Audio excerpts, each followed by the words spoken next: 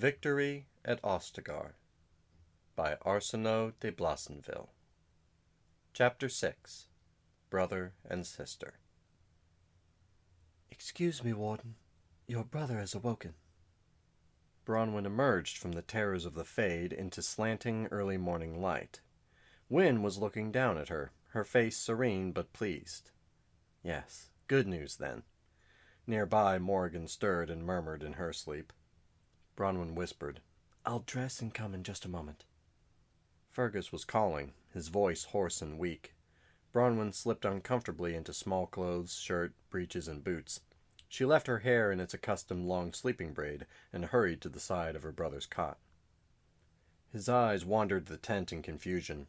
Seeing her, he smiled, and then frowned, and then asked, "Pup, what are you doing here?" She did not want to unload all her grief on his poor wounded head. She forced herself to be calm, and to sit on the folding stool by him and take his hand. "Fergus, you're here in camp at Ostagar. The king has won a great victory.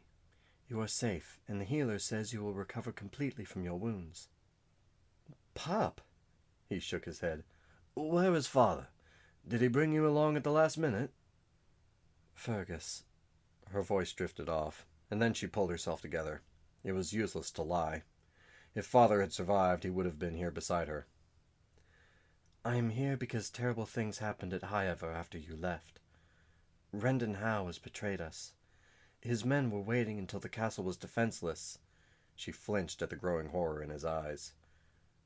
"And then they attacked." "Father?" he whispered. She bit her lip, knowing that tears were coming and would not be denied. "Not just father. Howe meant to kill us all." "Oriana?" He grew agitated and tried to sit up. Wyn hurried over to settle him back. He tried to shake her off. "Orin?" Bronwyn nodded, gripping his hand. "His men went to their chamber first of all. It was quick. It must have been. But Oriana fought them, Fergus. She took one of the bastards with her." He was making such awful sounds that her heart bled for him. "They were killing everyone, even the poor servants, even Nan. The Grey Warden Duncan found me, and mother and father had him carry me away, just so someone would live to tell the truth of what Howe had done." There was a sudden look of hope in his eyes. "But they were alive when you left. Maybe Howe was holding them prisoner." She hated to crush him. "Father was badly wounded, Fergus. He couldn't have survived much longer. Mother was fighting. I don't believe Howe would have let her live. His whole plan would have depended on no survivors. But I've told the king everything. He has promised us vengeance." And then, because he was crying, she slipped from the stool and knelt by his cot and held him. And she cried too. Arl Eamon had fallen sick. Gossip blamed the feast, at which the guests had drunk deep into the night. Too much good wine, the air near the wilds with its foggy miasma, the long journey from Redcliffe. Perhaps it had all been too much for him. Van Tegan told Alistair, "This has been coming on him for days. I thought he would delay our departure again, but he was anxious to be here. And then we missed the battle anyway." "Does anyone know what the problem is?" "The healers aren't sure. He's always been so healthy, but it's hard to say." Tegan paused, and then made up his mind about something. "Would you mind waiting here a moment? Eamon brought something for you, and you might as well have it now." Alistair waited, feeling rather miserable. He had looked forward to making things up with the Jarl, but they had had little time to speak at the feast. At least Tegan proved himself a true friend, as he always had. It would be horrible if the Jarl were to, die, and Alistair had not thanked him for the things he had done for him. Tegan emerged from the Redcliffe tent, a small object in his hand. "Eamon kept this for you. He always meant for you to have it."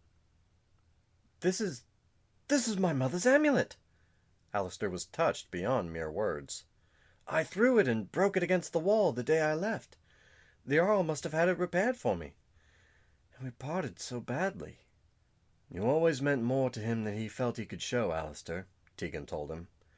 "We'll pray to the Maker he has an opportunity to tell you himself." "Let's go to the warden's tent," Alistair said thickly. "We can be private there." They walked through the camp in silence. The uninhabited tent of the Grey Wardens was unnaturally tidy. Bronwyn had finished her meticulous inventory, and what the two of them did not immediately need would be packed into the warden's baggage wagon. A convoy would be leaving for Denerim in a few days, and the warden's wagon would travel with it on its way to the palace. A letter would explain to the servants at the compound what to do with the contents. The big tent would go as well, but Alistair could not bear to have it taken down until after he and Bronwyn were gone. Tegan looked around briefly and seated himself on a folding stool. I suspect Warden Bronwyn has been here. I recall visiting the tent of the Grey Wardens on another occasion, and it was, how shall I put it, not quite so pristine. The Tan of Highover is a lucky man to have a sister's care. Alistair managed a slight laugh. The Grey Warden's tent had generally been a mess. Duncan used to get after them about it. Well, technically Grey Wardens aren't supposed to have family ties, but I suppose I can hardly blame her, with the rest of her family being killed so horribly. And I guess it would have been really weird for her, sharing a tent with just me. Not what she's used to. There are not many female Grey Wardens, as I understand. No, I haven't met many at all. I'm not sure why that is, but it's true. Lucky for us, Duncan spotted her. She really did save the day during the battle. We would never have made it up the tower in time, and who knows what might have happened. Tegan eyed him seriously. Taryn Loghain regards her as the Warden Commander, but she is junior to you. Alistair fidgeted, poking about the tent. Are you asking if I prefer to follow rather than to lead? Well, I do. And Bronwyn doesn't seem to have any problem with taking charge. She's used to giving orders, and I'm used to taking them. Not following them, maybe, but basically it's perfect. Alistair. If people wanted me to be a leader, Alistair declared, his mouth stubborn, they shouldn't have drummed into me early on that I was nothing and nobody and mustn't put myself forward. I've learned that lesson very well, thank you, and I've also learned to live with the consequences. I may not be a leader, but I'm a very good follower. I don't want to be Warden Commander, or Emperor of Orlais either, for that matter. Tegan flinched, wondering how it could be possible that Alistair knew of Caelin's secret dealings with the Empire. Surely it was just a figure of speech. Not that Tegan approved of Caelin's diplomatic courtship of Empress Selene. Caelin was putting himself in a position that might explode in his face.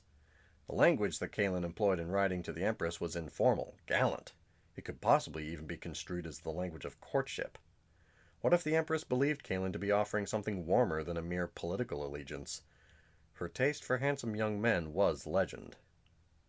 It was all hideously complicated by the fact that Eamon had always deplored Caelin's marriage to the child of a jumped-up commoner.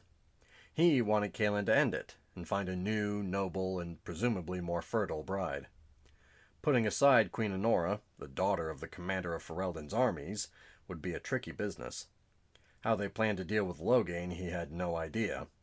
The dismissal and disgrace of his beloved only child would make of him an implacable, supremely dangerous enemy. It was technically possible, if scandalous, to obtain an annulment from the Chantry if one's partner was found to be unable to bear children, or father them if the applicant was a woman. However, Honora had been crowned Queen Consort of Ferelden. How could one uncrown a queen? There was no legal precedent for such an action. And what if the infertile party was not Honora, but Caelin? The Chantry would demand evidence, and it could all become a gigantic embarrassment for everyone involved. And who did Eamon think would be suitable to replace her? That was a question indeed. There was something of a shortage of attractive candidates among the nobility. All the really desirable young noblewomen were members of families not allied with Redcliffe. Habron Bryland was a good-looking, rather spirited girl. Ban Alfstana was a handsome woman, though so close to 30 that her fertility might be called into question. Delilah Howe was said to be pretty and gentle. And after seeing her for himself, he knew that the prize of them all would have been Lady Bronwyn Cousland, the daughter of the only other Tairn in the kingdom. There had been unpleasant gossip about her absence from court, but Tegan had already picked up enough of the rumors here at Ostagar to have discovered that the young lady had been in love with someone unsuitable. Someone at court, presumably, since her parents had taken pains to keep her away. A younger son? A mere knight? Had she fallen in love with Caelin? He was a terrible flirt, and very handsome. Of course her parents would want to protect her from the utter disaster of an affair with a married king. It was all moot now, for Lady Bronwyn was now Warden Bronwyn, and the traditions of the Grey Wardens themselves forbade a Grey Warden holding any title, and how much more so that of a queen. However, amongst all of these concerns was the fact that Kaelin seemed to love Honora, and she him. Whether it was the romantic love of equal partners or a carryover from their childhood brother-sister affection, the love was there and visible. Not that it prevented Kaelin straying on his adventures. Honora, on the other hand, was admirably faithful to her vows. But Kaelin's secret correspondence with Orlais, combined with Eamon's not-so-secret dislike of the Mactier marriage, combined with Eamon's own marriage to an Orlesian, well, Tegan sighed. If anyone looked at all of this together, they might well get the impression that Kaelin was planning to marry the Empress himself and reunite the two countries. There would be war, for most of the people of Ferelden would rather salt their own fields than be part of the Empire ever again, and Loghain Mactier, hero of River Dane, would be leading them. Was this ill-considered campaign part of a secret strategy? Men died in battle all the time. Even a warrior like Loghain could be taken unawares. A battle was an ideal place to stage an assassination that would not appear to be one. Tegan's soul sickened at the idea.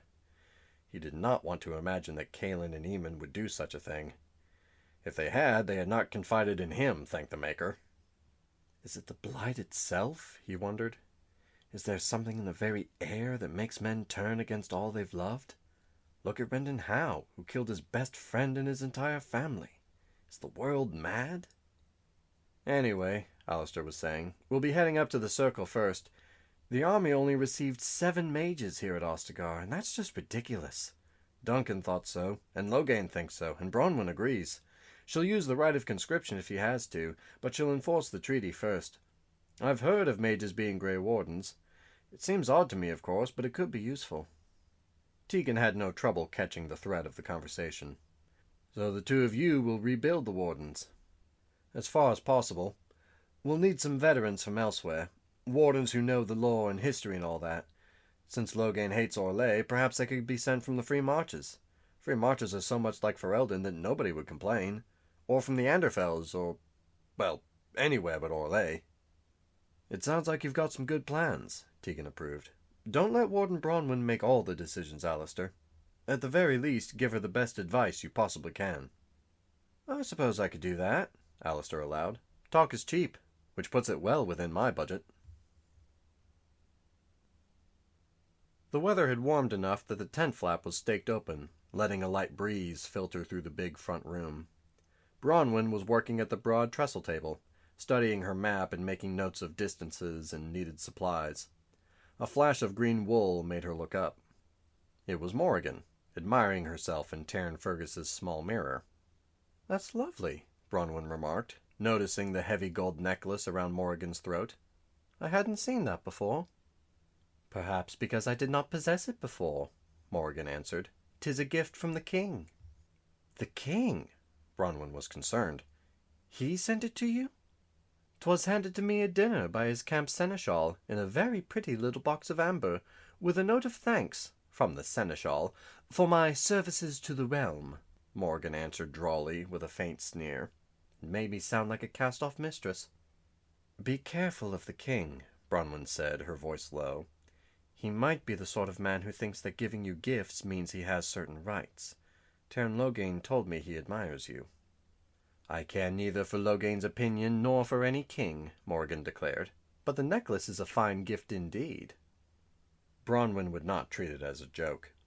"Bold words, but do not let him get you alone. I certainly would never want to be alone with him. It's a very tricky thing, defending one's honor from a king. One can't simply punch his head, or turn him into a frog." Morrigan cocked her head. "Really? I think I could manage it quite easily." "Just don't," Bronwyn sighed. "It would make my life very difficult." She unbuckled her weapons from their harness and passed them to the bemused Morrigan. "I have sent word to the king and the Tairn that my brother is able to speak to them. They will be coming shortly. Would you be so good as to take my sword to the High Ever Armorer and ask him to set the edges razor sharp? My spare dagger, too. You cannot miss his tent, as his sharpening wheel is nearby. It should not take long, so perhaps you could wait while he works and bring them to me afterward. I should count it as a kindness on your part." "And thus the king will be denied the chance to ogle me." Morrigan shrugged. "Very well, I shall go. He is a fool anyway, and I do not need any more of Logain's glares. Thank you, Morgan. I do this for your safety as well as my own honor. I will not let the king think he can do as he likes with my friends. Morgan rolled her eyes and sauntered out of the tent. Bronwyn watched her go, and then noticed that the girl had quickly changed directions. Sure enough, she had just managed to miss the king, who was striding eagerly in the direction of the Tairn of Highever's tent. Beside him was Tairn Logain, looking grave as usual.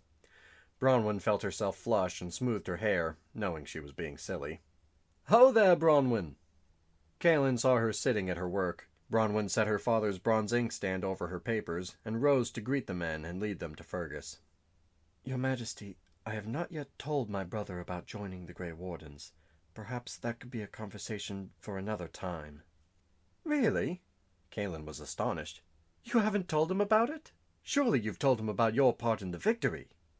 Logain was looking at her with interest. Bronwyn blushed furiously and shook her head. No, Your Majesty. I had to tell him about our family, and that was all I thought he could bear at the moment.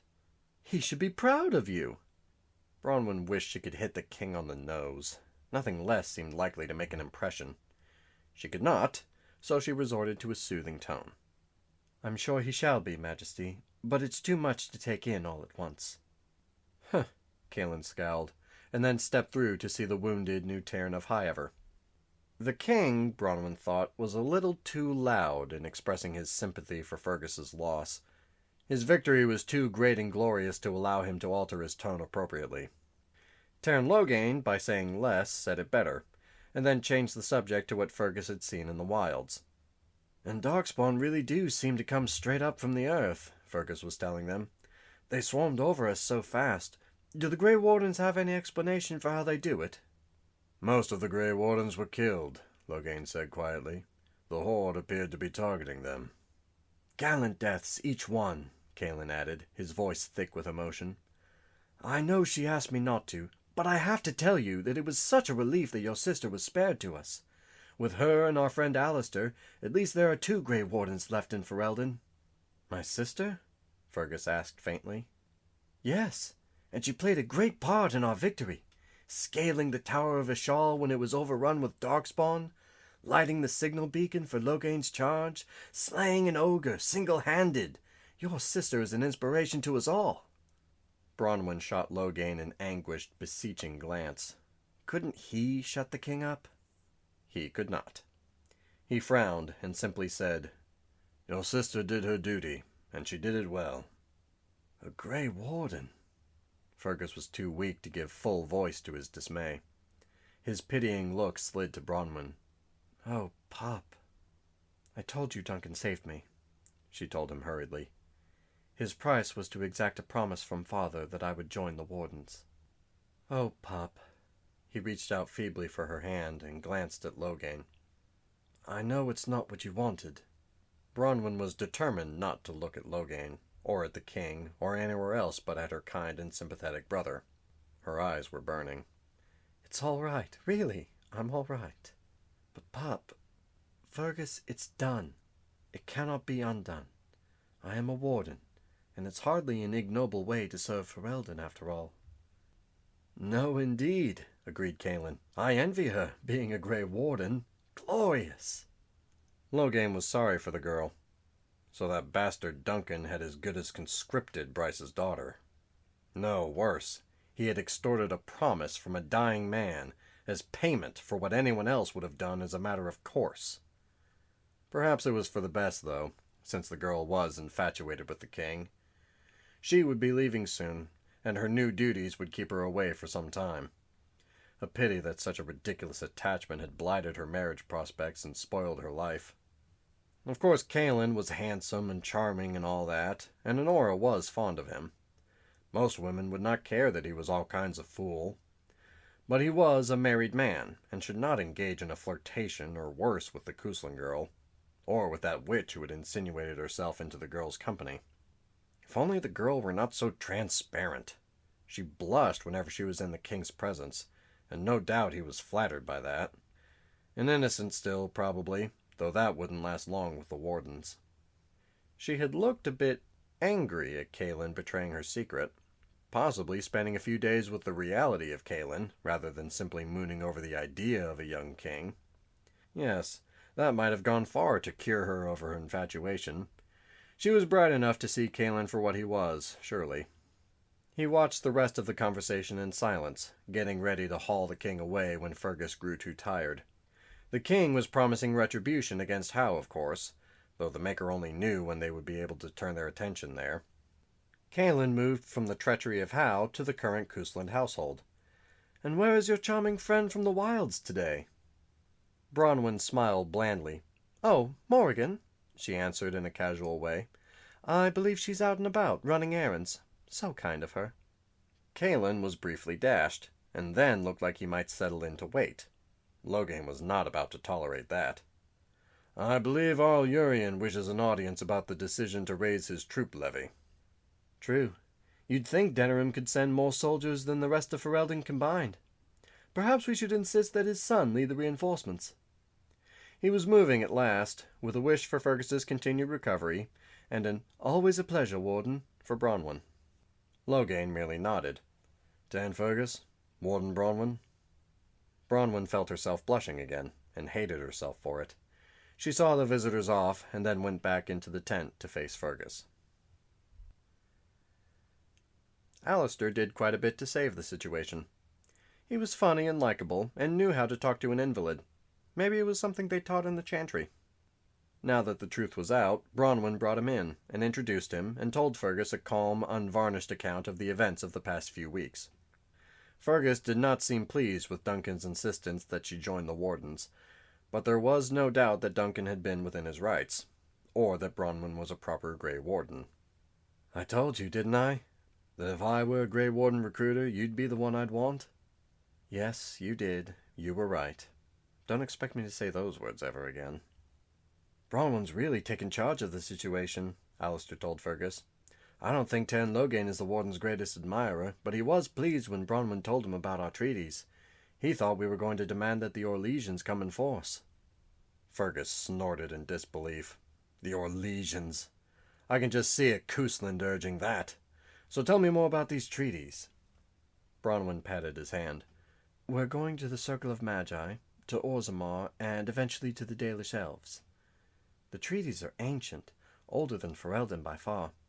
I don't expect any trouble. Well, maybe at the Circle. The Templars won't want to let the mages out of their sight, but I'm prepared to be pretty firm with them. Even the 7 mages here have made an enormous difference. Wynne is a brilliant healer, and Elon fought with Alistair at the Tower of Ashal. I've heard that Senior Enchanter Uldred was awesome in the battle." Fergus frowned. "That's a lot of traveling, little sister. What kind of force are you taking with you?" Alistair looked rueful. Bronwyn managed to smile. "Alistair and I are the last Wardens in Ferelden, Fergus. It's pretty much all down to us. We will be taking Morrigan with us. She's the daughter of the woman who saved you, Fergus." She lowered her voice. "She is a mage, and has some remarkable skills." "An apostate," Alistair told Fergus. Fergus grimaced, not caring so much about this Morrigan being an apostate as he did about her being totally a stranger to him. "I'd like to meet her," he only said. "That's it? The 3 of you?" "Well, Scout, of course," Bronwyn laughed, pointing to the Mabari, who stood up at the front of the cot and grinned at Fergus. "He's our heavy infantry." "All right," Fergus managed a slight smile. "The 4 of you. That's still a pretty small party with the country so unsettled." "It won't be so small for long," Bronwyn told him cheerfully. "Alistair and I will be recruiting like you never saw. There were 26 Wardens in Ferelden only days ago. It will take some time to build back up to that, but we won't waste any time making a start." Now the word was out that the Tairn of Highever was awake and talking, it seemed everyone wanted to talk to him. He had a meal and a long nap, both of which did him good. Then, with care, he and his cot were moved out to the big front room of the tent, where visitors could pay their respects more comfortably. In between visitors, Alistair kept Fergus supplied with cider and pleasant gossip. Bronwyn gave thanks that her only surviving brother in the Wardens was someone so companionable and well-mannered. Fergus clearly liked him, and enjoyed his company. As sad as Fergus was, Alistair had also borne a grievous recent loss, and the two seemed to understand one another. She considered, watching the 2 of them. Since you, Fergus, are my brother, and you, Alistair, are now my brother according to the wardens, what does that make the two of you?" "Brothers-in-law?" Fergus hazarded. "Always wanted one of those." Alistair flushed, and then laughed. "Maybe half-brothers, or lighter shade of grey brothers. Or step-brothers. I get to be the wicked one, though, like in the story of the Cinder Lad." Bronwyn remembered her mother saying, "Honestly, it's like dealing with two small boys." She turned away and poured herself some cider to hide the sudden tears. Wyn had gone to the infirmary, but now returned to have another look at her most distinguished patient. "I believe your healing will progress very quickly now, my lord. You may feel well enough to sit at the table this evening if your supper is a quiet one. You may even be up for a short walk tomorrow." "My thanks," Fergus said, his hand on the older woman's arm. "You've given me a second chance at life, perhaps. I won't waste it, I promise." "Then my efforts were not wasted either," she said with a kind smile. After she had gone, Fergus said, "You know, the mages I've met here have been very decent people. I know the Chantry is always giving us dire warnings about magic, but times have changed since Andraste's day, surely. That Wyn, now, she's a very good person. You could just see it." "Wait until you meet Morrigan," Alistair snarked. "Then you'll understand all the warnings." "Warnings about me, Alistair?" Morrigan asked, coming into the tent. "You think me that dangerous? Perhaps you are not entirely without sense." "Morrigan," called Bronwyn. "Fergus is much better now. Allow me to present you properly. Tan Fergus of Highever," she said, leaning Morrigan forward. "This is my friend Morrigan. She and her mother found you in the wilds and saved your life." Fergus blinked at the beautiful, finely dressed woman, and then said, "My sincere thanks, my lady, both to you and your mother. I confess myself surprised." Morrigan's brows lifted suspiciously. "Surprised we would save you?" "Surprised that a lady like yourself would even be in the wilds to save a poor soldier," he laughed, a little weakly. "I have always lived in the wilds," Morrigan replied, "but I take the compliment in the spirit it was intended. You are welcome, my lord." "And I heard you are to be traveling with my sister. Difficult and dangerous work, most likely. And that's just bearing with Bronwyn's company." "Oh, yes, thank you so much, Fergus." Bronwyn smiled, glad that Fergus's spirit was still strong enough to make silly jokes. Another visitor was coming. "My lord of Highever," called Cousin Leonis. Relief over Fergus's recovery, condolences, family chat, war news, praise of Bronwyn. Fergus was told about the warden's pyre and Bronwyn's excellent funeral oration. Bronwyn caught Fergus's curious glance her way, and knew she would have to speak to him privately, and soon. "And I almost wish Habron were here in the army. I don't know what to do with the girl sometimes. She's up in Denerim now, and spending coin like I own the King's Mint. Puppies are her latest fancy. She buys a new one every week. No idea what she does with the creatures." That earned Bronwyn another of Fergus's quick, shrewd looks.